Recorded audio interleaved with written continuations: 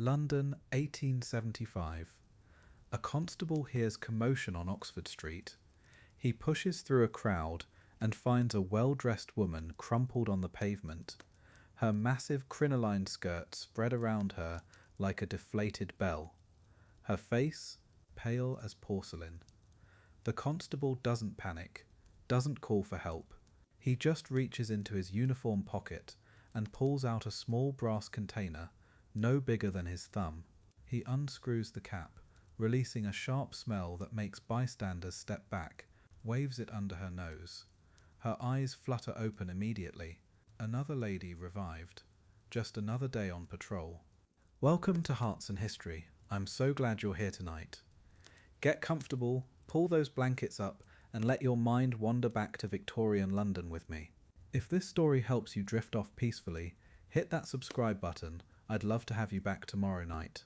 And hey, drop a comment telling me where you're listening from and what time it is there.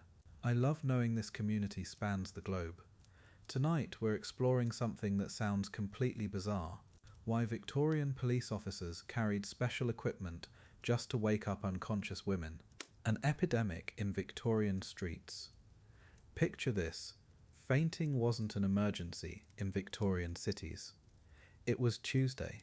Women collapsed in the streets so regularly that society built an entire infrastructure around it. Police forces officially equipped their constables with small brass containers, nicknamed Lady Revivers, standard issue, right alongside whistles and truncheons. These weren't for rare medical emergencies, they were for routine patrol work, because reviving unconscious women on public streets had become normal. Think about that for a second. An entire civilization where half the population regularly lost consciousness just walking around town.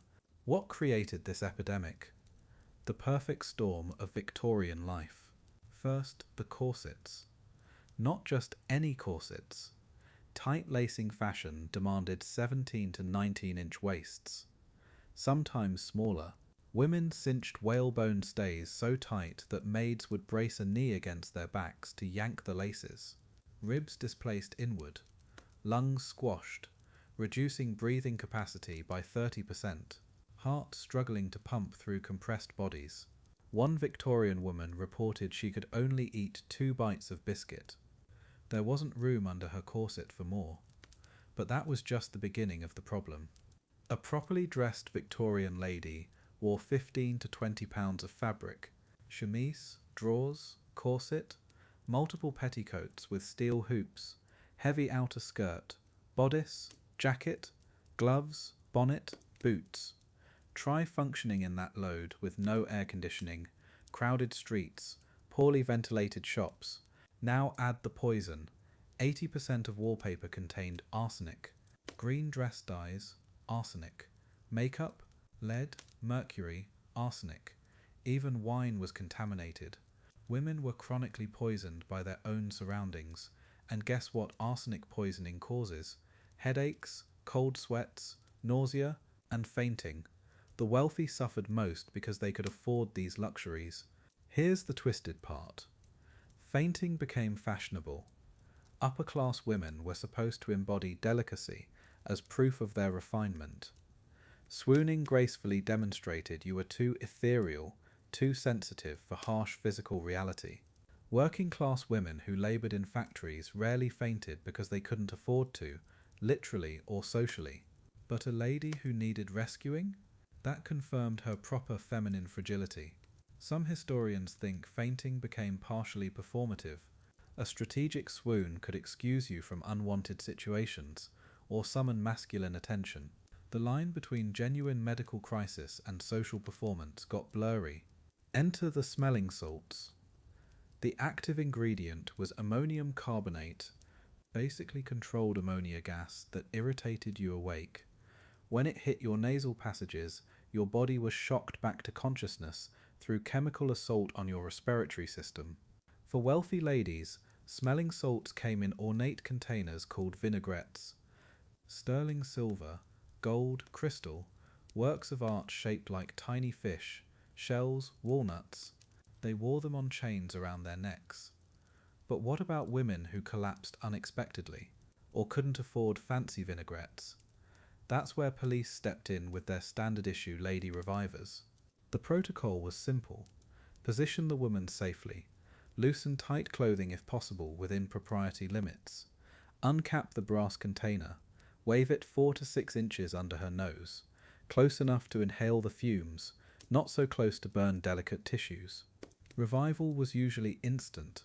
Women would gasp, turn away from the acrid smell, regain consciousness within seconds. The constable would help her to a bench, ensure someone could care for her, then continue patrol. These revivals became so routine they had a casual nickname. Just another part of keeping Victorian streets functional. Fashion's fatal grip, the corset. Here's what gets me about Victorian women. They knew exactly what they were doing to themselves. This wasn't ignorance. They felt their ribs shifting inward. They couldn't take deep breaths. They'd eat 2 bites of dinner and feel sick. But they kept pulling those laces tighter anyway. Because in 1875 London, your waist measurement wasn't just fashion, it was your worth as a woman. 17 inches, 18 if you were being lazy. Some pushed for 16. Think about that. 16 inches. Most modern women's thighs are bigger. The tight lacing corset wasn't some gentle undergarment. Picture whalebone or steel stays, sewn into heavy canvas or silk. When a woman wanted to achieve that 17-inch waist, her maid would literally brace a knee against her back and yank those laces like she was rigging a ship's sail. The pressure was incredible. Doctors measured it up to 88 pounds of force crushing inward on the torso. That's like having a full-grown person standing on your chest, all day, every day, from age 13 until you died, or your ribs finally gave up. What happened inside their bodies was horrific. Lungs compressed by 30%. Heart struggled to pump blood through squeezed vessels. Ribs actually moved permanently. Autopsies of Victorian women showed deformed rib cages, pushed inward at impossible angles. Livers got shoved down. Stomachs couldn't expand. One woman wrote that she could only eat a morsel of bread and a sip of tea because there was no room left inside her torso for food. Imagine being that hungry and that unable to eat every single day for decades. But wait, the corset was just the beginning. A properly dressed Victorian lady wore layers upon layers.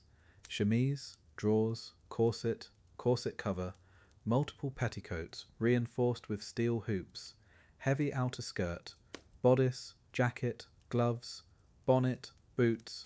The total weight, 15 to 20 pounds of fabric, crushing down on that already compressed body. Picture trying to walk, climb stairs, even sit down gracefully while wearing 20 pounds of clothes over a torso squeezed into half its natural size, in summer heat, with no air conditioning, in crowded, poorly ventilated shops and streets. The beauty standard demanded sacrifice, and women paid it willingly. Magazines ran articles with titles like How to Achieve the Coveted Wasp Waist and The Art of Tight Lacing for the Modern Lady. They printed testimonials from women boasting about their tiny measurements. 15-year-old girls wrote letters bragging about achieving 16-inch waists. Mothers started lacing their daughters at 12, sometimes younger. This wasn't vanity, it was survival. In a world where women couldn't work, vote, or own property, your marriage prospects depended on your waist measurement. Beauty was literally life or death. The daily ritual of getting dressed was torture disguised as feminine routine. First, the corset went on loose.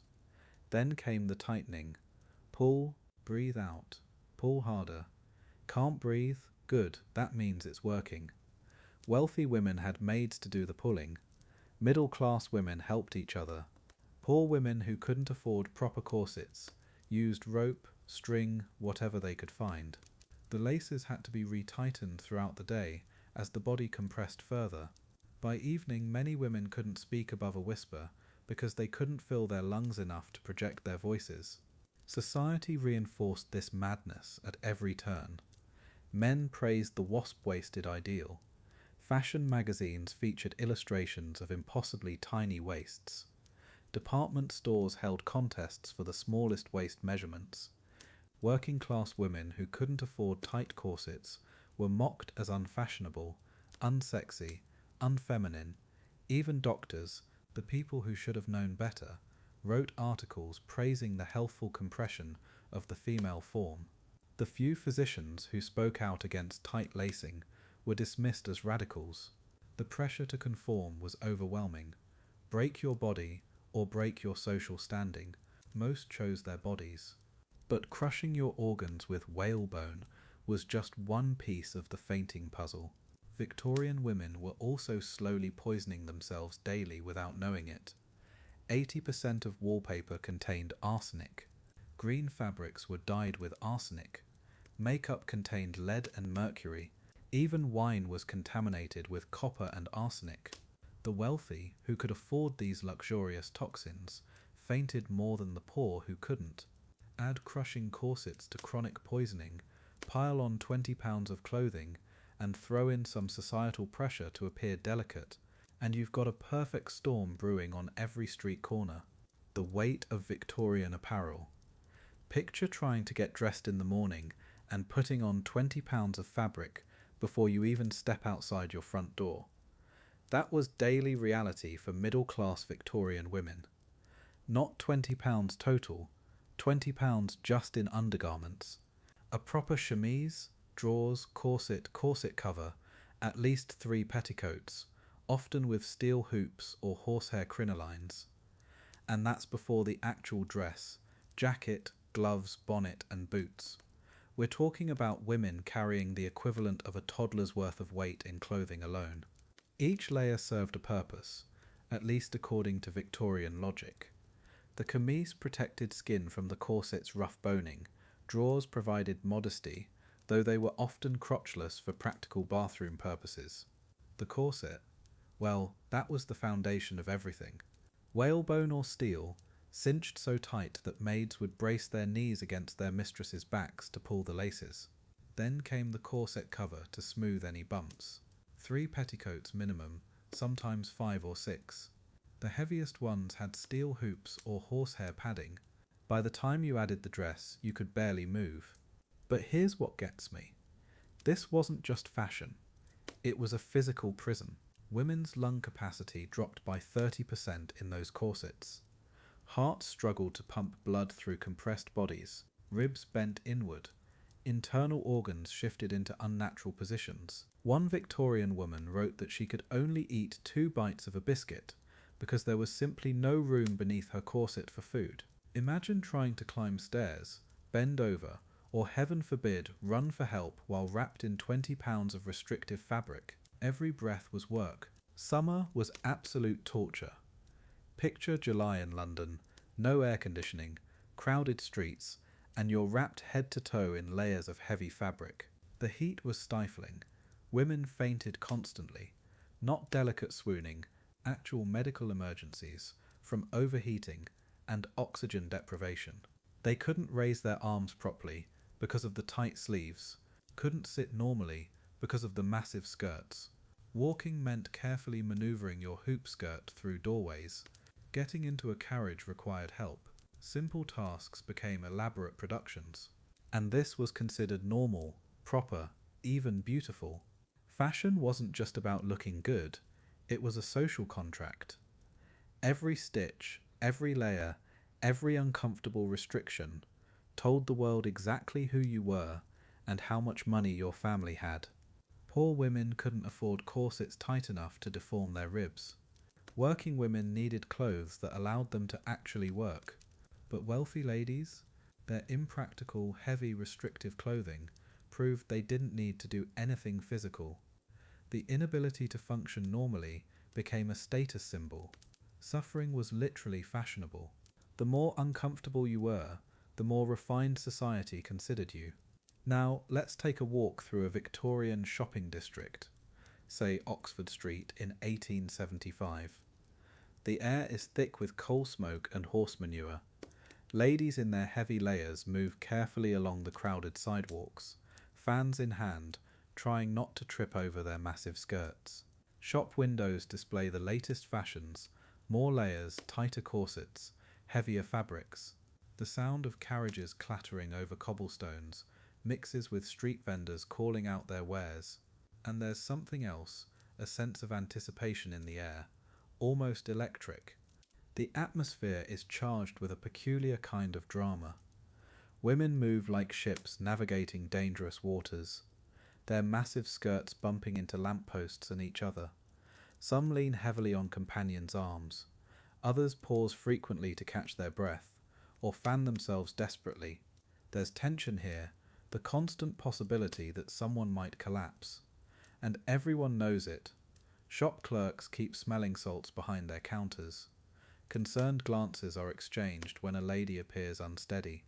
The very air seems dangerous, tinged with the knowledge that at any moment someone might faint. And there, walking their beats through this maze of overwhelmed women, are the police constables.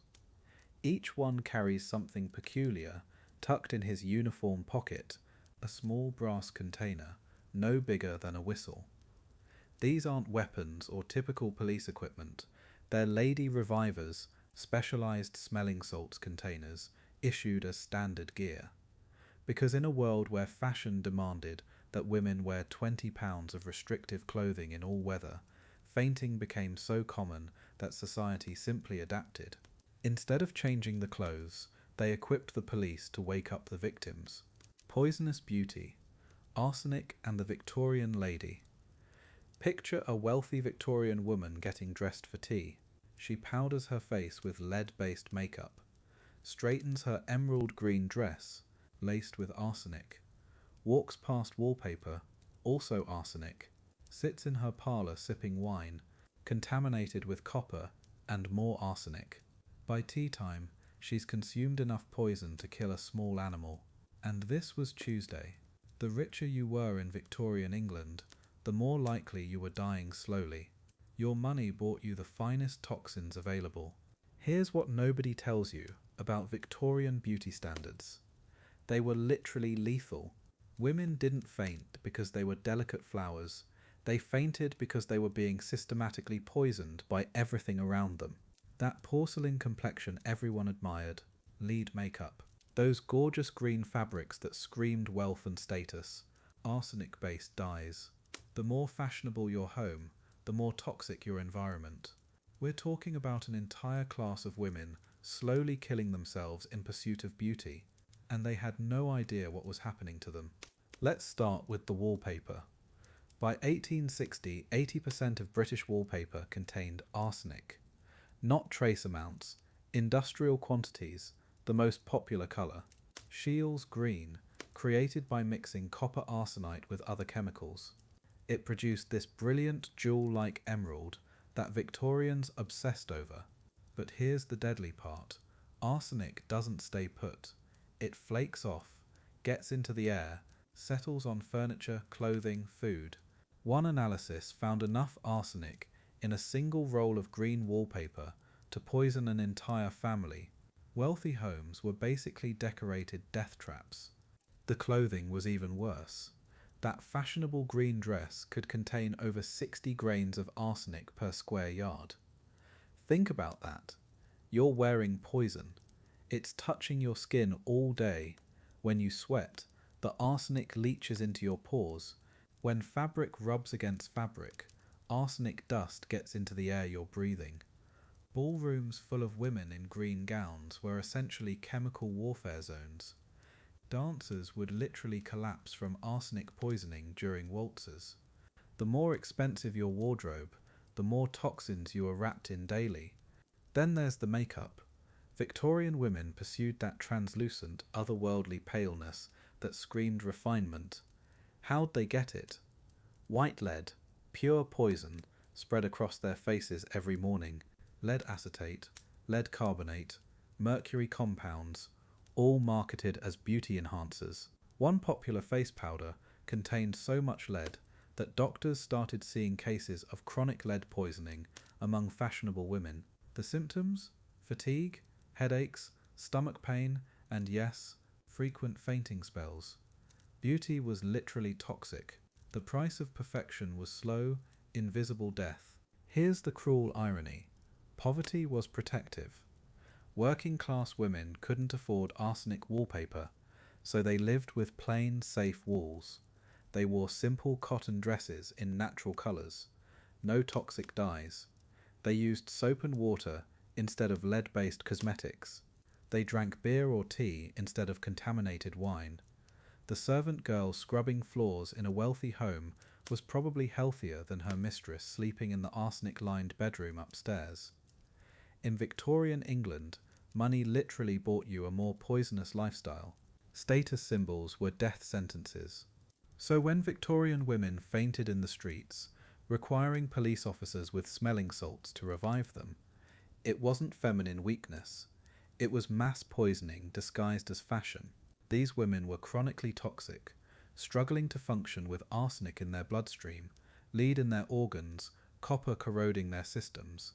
Every fainting spell was their body's desperate attempt to survive another day in a beautiful, deadly world. The Victorian lady wasn't delicate.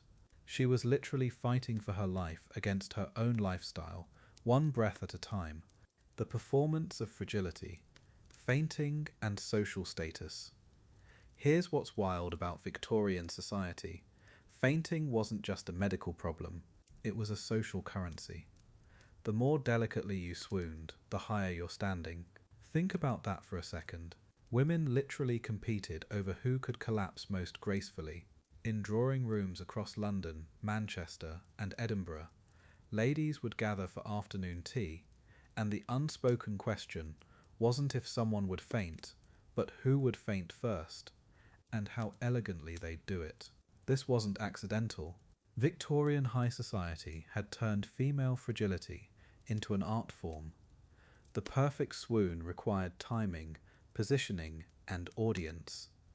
Too dramatic, vulgar, too quick, suspicious, but a slow, graceful collapse with one hand pressed to your forehead, your other arm extended for balance, that was refinement.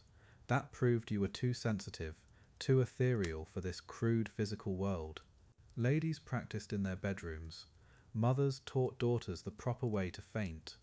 Governesses included swooning lessons alongside French and piano. The wealthy turned fainting into networking. Picture this scene: Mrs. Pemberton's salon, Belgravia, 1878. 20 women in silk gowns, corsets cinched to 17 inches, the air thick with perfume and gossip. Then Miss Adelaide Richardson sways slightly, her hand fluttering to her chest. "Oh my," she whispers, and sinks gracefully into Lord Hartwell's arms. Suddenly, she's the centre of attention. Smelling salts appear, concerned voices, invitations to recover at country estates. One well-timed feint could secure social connections worth thousands of pounds. But here's where it gets really disturbing. This whole performance required genuine suffering. You couldn't fake the pale complexion, the shallow breathing, the trembling hands. Victorian ladies achieved authentic fragility through actual physical distress, deliberate malnutrition to maintain tiny waists, corsets so tight they displaced internal organs, bloodletting to create that fashionable pallor. They were slowly poisoning themselves for social status. The most successful swooners weren't acting, they were genuinely chronically unwell, and society rewarded them for it. Meanwhile, across town in the East End, working women hauled laundry, scrubbed floors, operated factory machinery 12 hours a day. Mary O'Sullivan, Irish housemaid, Sarah Thompson, seamstress, Agnes Miller, flower seller. They never fainted, couldn't afford to. Literally, miss a day's work because you swooned in the kitchen, you'd be dismissed without references. These women wore practical clothing, ate hearty meals when they could afford them, and kept their feet under them because survival depended on it. Their strength was invisible to polite society. The class divide was stark and deliberate. Upper-class women demonstrated their superiority by proving they were too refined for physical exertion. "I'm so delicate that standing upright overwhelms my sensitive constitution." Working women proved their inferiority by remaining stubbornly conscious through back-breaking labour. One group's weakness signalled breeding and wealth, the other group's strength signalled their lower station. Victorian society had weaponized women's bodies against each other, creating a hierarchy based on who could afford to be most helpless. In those elegant Victorian salons, mahogany furniture, crystal chandeliers, Persian rugs, fainting became theatre. Ladies would arrange themselves strategically near sofas draped with silk cushions. They'd position smelling salts within reach, ensure male guests were nearby to catch them gracefully. The swoon itself became choreographed entertainment. Hosts would sometimes delay dinner, waiting to see which lady would provide the evening's dramatic collapse. Fainting was dinner theatre for the wealthy, with women's bodies as the stage. This performance of fragility shaped an entire generation of women who learned that weakness was strength, that helplessness was power. They internalized the message that their value lay in their vulnerability. But remember, this was survival strategy within impossible constraints. When society offers you only two choices, be strong and invisible, or be weak and valuable, some women chose strategic weakness. They worked within the system available to them, even when that system was designed to literally take their breath away. The curious case of lady revivers. Picture this. London, 1875. A well-dressed woman crumples to the pavement, her crinoline skirt spreading like a deflated bell. The constable doesn't panic, doesn't call for a doctor.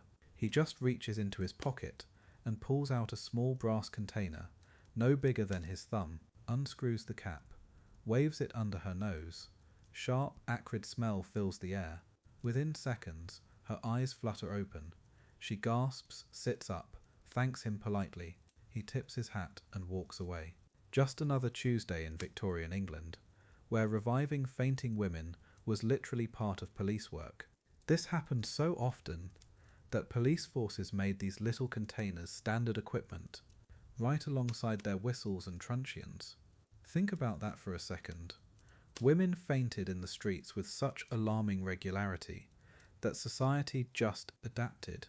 Instead of asking why half the population kept losing consciousness in public, they said, well, better make sure someone can wake them up. And that someone? Usually a police officer carrying what they nicknamed lady revivers. These tiny brass containers became as essential to Victorian law enforcement as handcuffs. The problem wasn't the fainting. The problem was not having enough people equipped to handle all the fainting. So what exactly were these things? Picture a small brass container, about the size of a police whistle, designed to fit perfectly in a uniform pocket. Inside, a sponge soaked in what was essentially liquid irritation.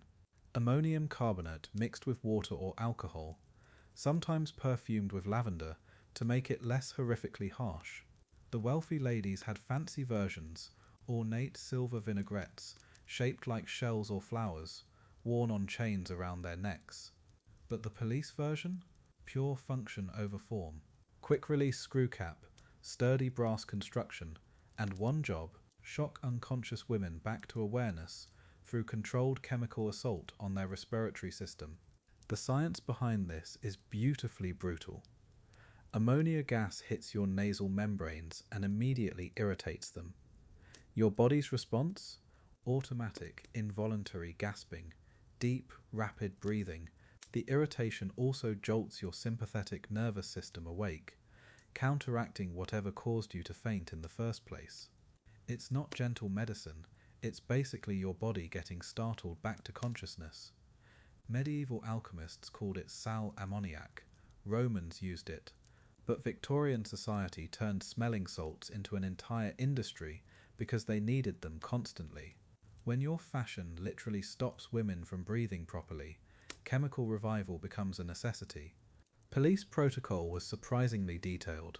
First, position the woman safely, horizontal if possible, legs elevated to help blood flow to the brain. Loosen any obviously tight clothing at the neck, though propriety limited how much a male officer could actually do. Then uncap the container and wave it 4 to 6 inches from her nose. Close enough to work, not close enough to burn delicate nasal tissues. Revival was usually instant. Women would gasp, turn away from the acrid smell, regain consciousness within seconds. Officer helps her to a bench, makes sure someone's available to care for her, continues his patrol. Just routine police work in a city where women dropping unconscious was considered normal. Even their wine wasn't safe. Victorian winemakers used copper vessels that corroded, leaching copper into the wine. Some added sugar of lead to sweeten cheap vintages. Others used arsenic-based preservatives to prevent spoilage. So your evening glass of wine, another dose of poison. The wealthy, who could afford the finest imported wines, were often consuming the most contaminated bottles. A lady sipping expensive French wine at dinner was getting a chemical cocktail that would horrify modern toxicologists. Every meal became another opportunity for slow poisoning. An entire commercial empire grew around this problem. Manufacturers produced everything from cheap glass bottles for working families to elaborate gold and jewel-encrusted vinaigrettes for aristocrats. Pharmacies stocked multiple varieties. Department stores devoted whole sections to smelling salts, accessories. Think about that business model. We'll create fashion so restrictive it causes medical emergencies, then sell you the equipment to handle those emergencies. When your entire economy depends on women fainting, there's surprisingly little incentive to stop women from fainting. Success was measured in revival speed, not prevention. The market rewarded managing symptoms, not eliminating causes. Here's what gets me about this whole situation. Victorian society looked at women collapsing in the streets with such frequency that police needed specialized equipment, and their solution was better revival techniques, not looser corsets. Not questioning why upper-class women fainted while working-class women didn't. Not examining the arsenic in their wallpaper or the lead in their makeup. Just more efficient ways to wake them up after they dropped. They built fainting rooms in houses, sold smelling salts in jewelry stores, trained police officers in proper revival technique. Everything except addressing why women couldn't stay conscious in public. The Lady Reviver represents something profound about how societies handle crises. When faced with a widespread problem, Victorian England chose accommodation over investigation. They normalized women's suffering, built infrastructure around it, created jobs managing it. Police officers carrying smelling salts weren't just medical responders, they were evidence of systemic failure, proof that society would rather equip rescuers than prevent the emergency. By the early 1900s, as fashion loosened and women gained more freedom, the fainting epidemic simply disappeared. Turns out the problem was never inevitable, just profitable, and easier to manage than solve. Medical responses and societal ignorance. Here's what gets me about Victorian medicine. They had an answer for everything. Woman can't breathe? Smelling salts. Heart palpitations? More smelling salts. Chronic pain from crushed ribs? You guessed it. Ammonia became the aspirin of the 1800s. Doctors prescribed it for headaches, hysteria, nervous exhaustion, melancholy. One physician claimed it could cure everything from consumption to moral weakness. The medical establishment built an entire treatment philosophy around a single irritant that shocked women back to consciousness without addressing why they kept losing it. But here's the terrifying part. Smelling salts weren't harmless. Pure ammonia can burn nasal passages, damage lung tissue, trigger asthma attacks. Victorian women developed chronic respiratory problems from repeated exposure. Some became addicted to the sharp jolt, using vinaigrettes multiple times daily. Doctors ignored these side effects because admitting smelling salts were dangerous meant admitting their entire approach was wrong. Medical journals from the 1880s contained scattered warnings about ammonia burns and respiratory damage, but these concerns were buried beneath testimonials praising the miracle cure that kept ladies upright. Victorian medical schools taught that women's fainting was natural, even desirable. It proved their delicate constitution, their refined sensitivity. Dr. William Acton wrote that robust health in women was unfeminine and unnatural. Medical textbooks described swooning as evidence of proper breeding. This wasn't ignorance, it was willful misdiagnosis.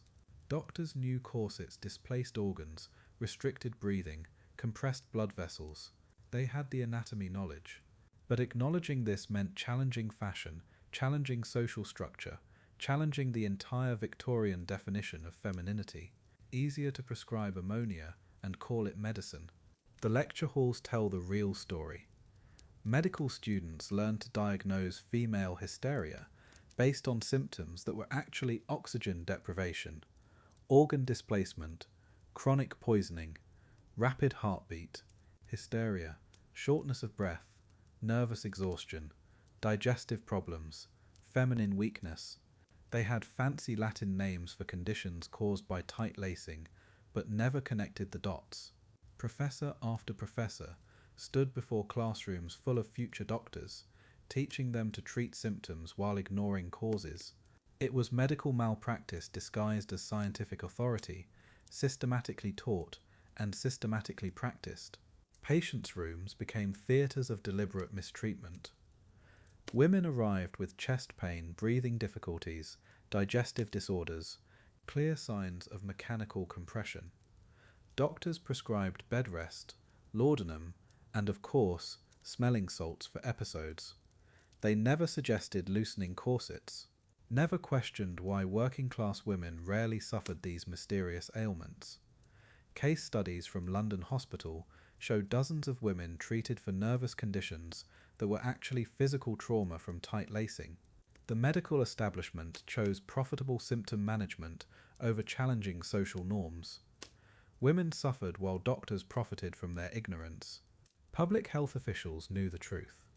Internal reports from the 1870s document higher rates of respiratory disease, cardiac problems, and digestive disorders among fashionable women compared to working women. They had the data. They understood the correlation.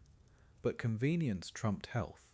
Changing fashion meant challenging industry, upsetting social hierarchy, admitting decades of medical error. Easier to equip police with ammonia and pretend fainting was inevitable. Public health policy became damage control rather than prevention. They managed the crisis they helped create and called it progress. The delayed treatments were criminal. Women collapsed from heart strain, developed lung infections, suffered organ damage, and doctors attributed everything to feminine weakness rather than mechanical injury. Proper diagnosis was delayed months or years, while physicians chased imaginary nervous disorders. Some women died from complications that early intervention could have prevented. Medical journals occasionally reported mysterious deaths among fashionable ladies, but coroners rarely connected tight lacing to cardiac failure. The evidence was there.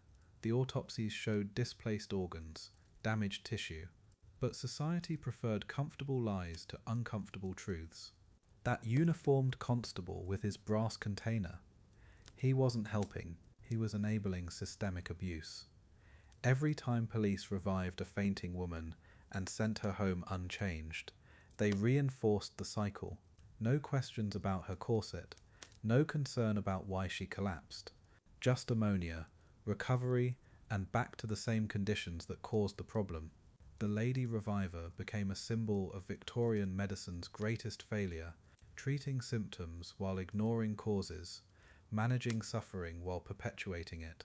Society built an entire infrastructure around women's pain rather than addressing it. Emergence from the breathless era. London, 1895. Something's shifting on the streets. You can feel it in the air, literally.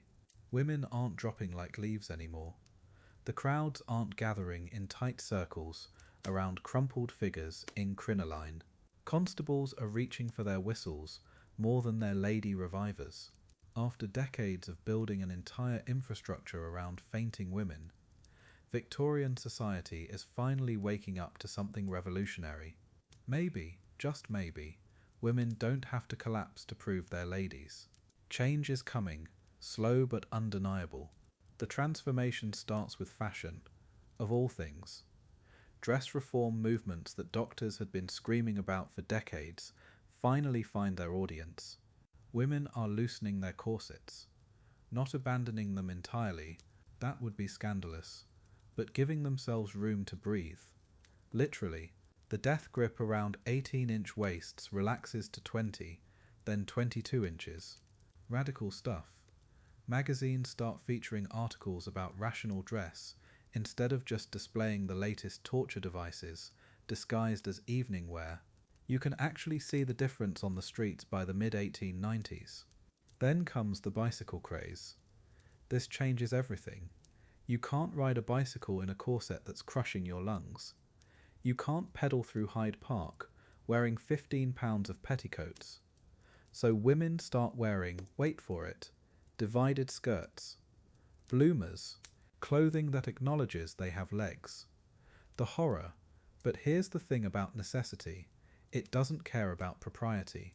Women want to bicycle, they want to play tennis, they want to swim, and you can't do any of that while unconscious on the pavement.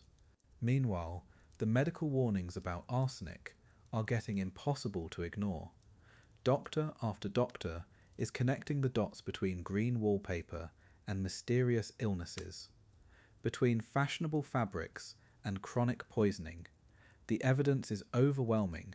Wealthy families are literally killing themselves with their own homes. Newspapers start running exposés about the arsenic industry. Parliament considers regulations. It's slow, painfully slow, but the tide is turning. Some manufacturers actually start advertising arsenic-free as a selling point. Imagine that being revolutionary. The cities themselves are transforming. Better ventilation in shops and theatres.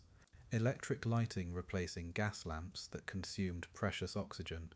Public parks with benches where women can actually sit and rest instead of just collapsing. The infrastructure of fainting starts becoming unnecessary. Shopkeepers stop keeping smelling salts behind every counter. Theatre ushers don't automatically scan the audience for swooning ladies. The emergency protocols that seemed so permanent just fade away. Like they were never really needed in the first place. Working women lead the charge, as they often do. Factory girls, shop clerks, telephone operators, they never had time to faint. And now middle-class women are starting to follow their example. Employment opportunities for women explode in the 1890s. Department stores, offices, schools, all hiring women who need to function, to think clearly, to stay conscious for 8 hours straight. Funny how economic necessity cuts through decades of medical nonsense. When women's labour becomes valuable, their health suddenly becomes important too. By 1900, the constable's lady reviver is gathering dust. Some officers still carry them out of habit, but weeks pass without use.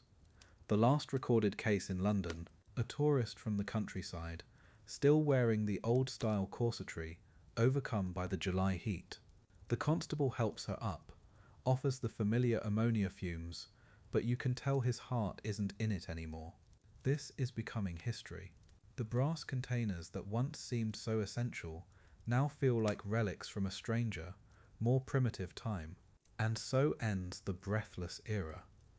The constable sheathes his lady reviver for the final time, slipping it into a drawer where it joins other obsolete equipment from the Victorian police force.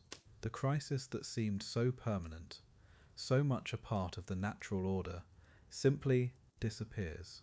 Women keep walking down Oxford Street, but now they stay upright. The crowds no longer gather. The ammonia containers collect dust. Sometimes progress doesn't announce itself with trumpets. Sometimes it just lets you breathe freely again.